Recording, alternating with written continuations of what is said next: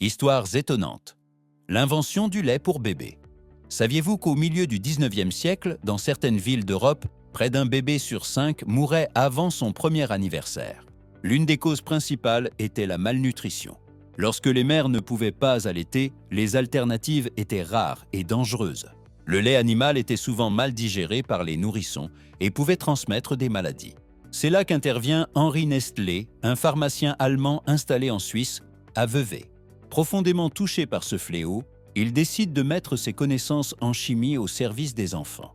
Il se lance dans une série d'expériences pour créer un aliment sûr et nutritif. Son idée est de combiner du lait de vache de bonne qualité, du sucre et de la farine de blé.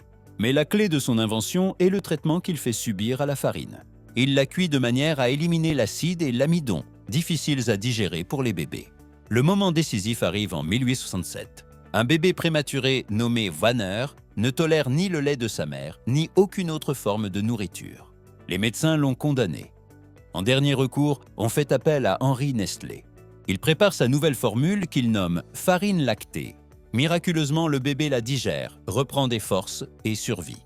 Cette réussite spectaculaire est la meilleure des publicités. La farine lactée.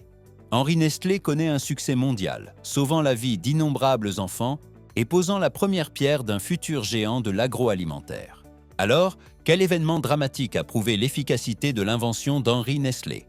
Abonnez-vous à Histoires étonnantes pour d'autres récits qui ont façonné notre monde.